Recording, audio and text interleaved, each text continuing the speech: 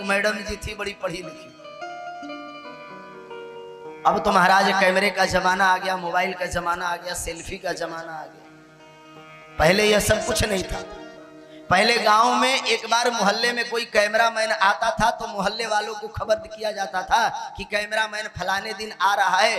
अब जो ब्याह वाली साड़ी थी, जो ड्रेस थी, उस दिन निकलती थी और उससे महाराज खूब बढ़िया से सज धज कर 1 घंटा बैठकर कैमरे वाले का इंतजार किया जाता, तब जाकर कोई एक पिक्चर क्लिक किया जाता था।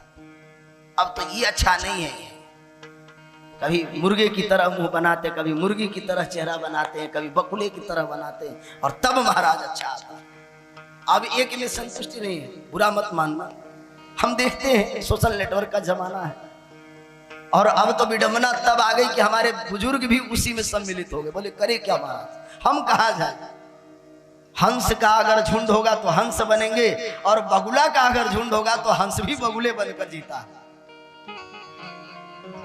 तो महाराज जब गांव में मोहल्ले में कोई अगर कैमरामैन वाला आता था तो बड़ी महाराज सज धज कर, जैसे ब्याह में सज धज कर युवती तैयार होती है, वैसे महाराज सज करके उनकी कैमरा वालों से फोटो खिंचवाना। अब वो आता था महाराज और वो भी कैमरा वाले के बड़ी जी हजूरी करनी पड़ती थी।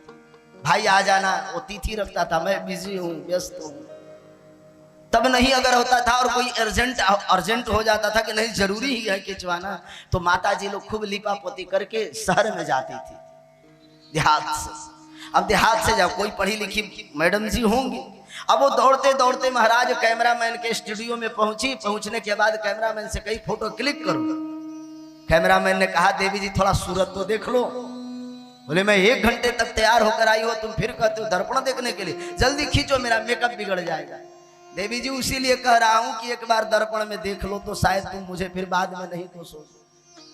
अब वह कैमरामैन बार बार समझाता है, समझाने के बाद मैडम नहीं मानती है, फोटो क्लिक कर लेता है और क्लिक करने के बाद जब फोटो मैडम के हाथ में देता है और जब फोटो देखती है कि चेहरे पर धारी धारी सा निकल गया। बोले ये तेरे कैमरे में खराबी है। बोले मेरे कैमरे में खराबी नहीं है, आपके पसीने का धार है जो नया मार्ग निकाल कर जा रहा था। इसीलिए बंधुओं जो स्वरूप है, गोस्वामी पाद तुलसीदास जी कहते हैं कि जीव पाव निज सहज स्वरूप, जीव पाव निज सहज स्वरूप, जीव पाव निज सहज स्वरूप, जीव पाव निज सहज स्वरूप, तब दर्शन फल परम अनूप, तब दर्शन फल परम अनूप। जीव पाव निज, भगवान के पास जाओ तो जो तुम्हारे पास है उसी को लेकर जाओ, बनावटी मत लेकर जाओ। भगवान ने जो तुम्हें बनाया है, अगर लंगड़े हो तो लंगड़े बनकर जाओ ना, भगवान उसे भी स्वीकार कर लेते हैं। ऐसा नहीं कि मेरे ठाकुर के लिए बढ़िया लिपा पोती जो करता वही स्वीकार है। लिपा पोती वाले को कभी नहीं भगवान ने स्वीकार किया है। कभी शास्त्र उठाकर पढ़ लेना। और जो ज्यादा सज कर भगवान के पास गया है ना, उसे देखकर महाराज भगवान अपने नेत्र पहले बंद कर लेते हैं।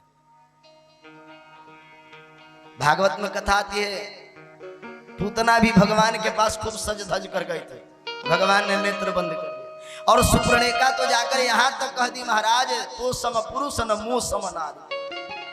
और यह जो विधि है, यह जो समय है, वह विधि ने बड़ी पंचांग खोलकर बढ़िया से व्यवस्थित किया था। अच्छा एक बात तो सुप्रणेका सही कही थी, अगर तत्व विवेचना की दृष्टि से देखा जाए तो कभी कभी बुरे व्यक्ति भी सत्य बोल देते हैं।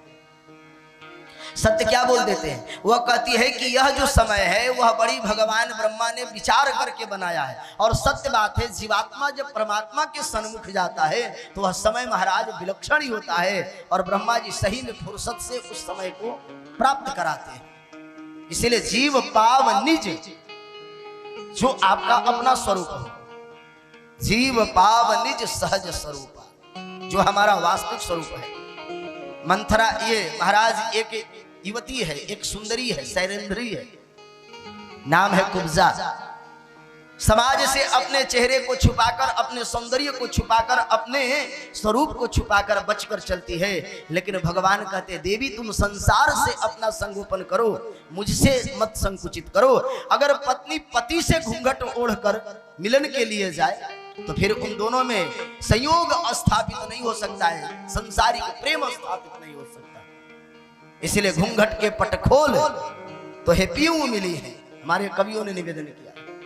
पति पत्नी अगर मिलन की समय हो, मिलन की वेला हो, और वह अगर घूंघट काढ़ कर जाए, घूंघट डाल कर जाए, तो फिर पति पत्नी में तारतम्य तारतम्य नहीं स्थापित हो सकता है। इसीलिए संसार में जब जीवात्मा परमात्मा के सन्मुख जाता है तो भगवान कहते हैं कि निर्मल मन जन सो मोहि पावा, निर्मल मन जन सो मोहि पावा, मोहि कपट छल छिद्र न भावा, मोहि कपट छल छिद्र न भावा, मोहि कपट छल छिद्र न भावा, मोहि कपट छल छिद्र न भावा,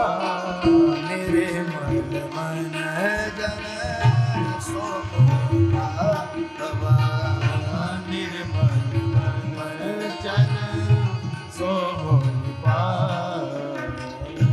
ये कपट और छिद्रता ही महाराज हमारे घूंघट है। और जीवात्मा पत्नी है, परमात्मा पति है। परमात्मा रूपी पति के पास जब जीवात्मा जाता है तो कपट का घूंघट उड़ बैठता है, कपट के कंबल उड़ बैठा है, माया के कंबल उड़ बैठा है।